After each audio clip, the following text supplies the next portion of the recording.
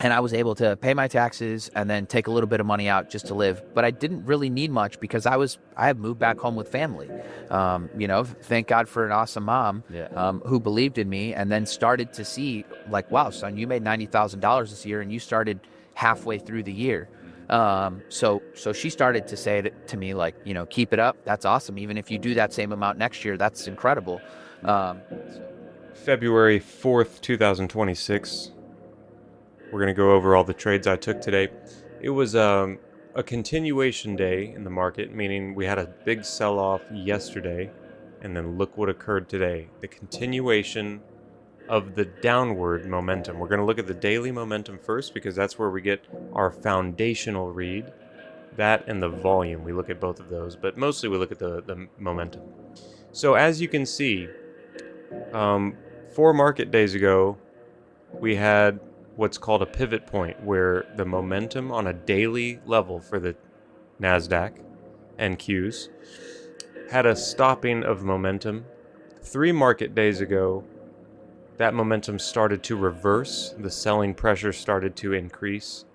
2 market days ago, that's continued. Yesterday, we had a huge sell-off. And today we had a continuation of that sell-off. Before today even happened, before the opening bell rang, before the market opened, you knew that we had a building of selling pressure and it was increasing. The momentum of selling was increasing. That's what we knew going into today. So we're going to look at the trades I took today. I didn't trade any other tickers. I stuck to trading NQ on the short side. I only took short positions because of what I just explained to you. The first trade I took happened right here. Let's see, what do we see here?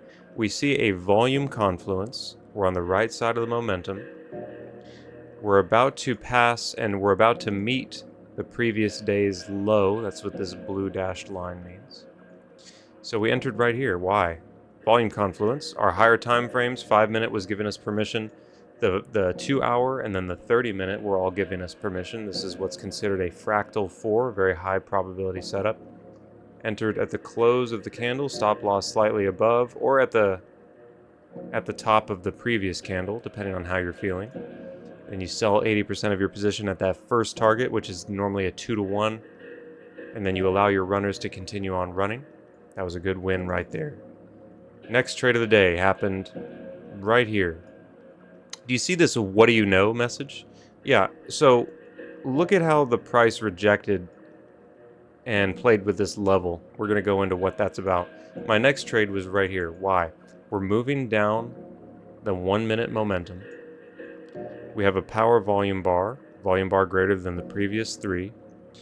But our 5-minute data was not beautiful. It wasn't symmetric. It was kind of sketchy. We haven't broken the variance again. We broke variance to the upside right here because this bar, this break, defeated the previous distance, so broke the variance. So we haven't reestablished that yet. When I took this trade, we were in broken variance. We had a broken 5-minute MACD. So what do you know? This resulted in a loss. Entered at the stop or the close of the candle, stop loss slightly above, price action immediately hit it, and that was a loss. And then I thought to myself, I wonder if this level means anything, right? And look at what happened at this level not too long ago. This was the exact low about 2 or 3 weeks ago. That's that what do you know level. That was the exact low before a massive turning point to the upside just a few weeks ago. That was pretty interesting. That's why I marked it. Then we interact with that level again for my third trade of the day. Look what happened. We're coming back to this critical level. We're building momentum. Our volume raises and we get a volume confluence right here. Now, we haven't, on the 5-minute side of things, we haven't really gotten full permission yet because of the variance rule, like I just explained in that last trade. We broke variance to the downside. Have we recovered to this level yet? No, we've just been ticking back down slowly. But then, we get a monster volume candle. And when a monster volume candle occurs, it's something to take seriously. The previous bar right here, where this purple line is, had a volume confluence. It was on the right side. Why didn't I take that trade? I didn't take that trade because it wasn't that big of a volume candle, and the 5-minute wasn't as pretty as I like it. But then, when this 1 minute candle printed with this huge volume confluence, I could not resist. I could not resist. I couldn't. And look what happened. The price action really went far. So our entry is always at the close of the candle, right here. Stop loss slightly above. That first target was hit. That was a win. Stop loss eventually got hit up here. Had I had a wider stop loss, we would have been able to capture all of the target. I mean, it would have been a wonderful trade, but that's not what happened, and it doesn't matter. This trade was a win. So now we go to the next trade. Next trade happened right here. Our 1 minute MACD is starting to go to the downside right here. We get a volume confluence, a volume bar greater than the previous three. We're going down. I'm thinking, this is going to pump to the downside again because our 30-minute is giving us permission, very strong 30-minute energy. And at this time, our 5-minute looked like this. We had been building momentum.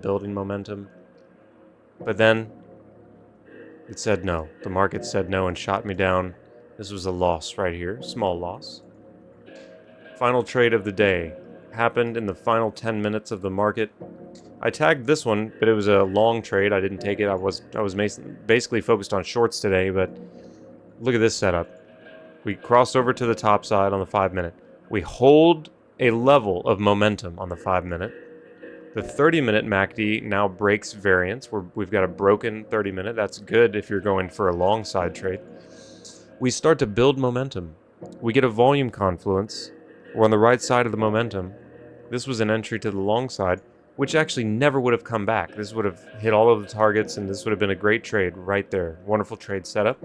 My final trade of the day happened right here in the final 10 minutes, right when that first candle printed, the final 10 minutes of the day.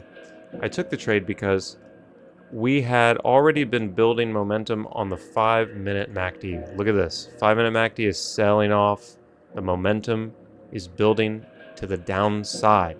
So when this candle printed right here, I saw the volume confluence. I saw the reversal. This is as clear as it gets. It doesn't get any clearer than this. Enter at the close of the candle. Stop loss slightly above.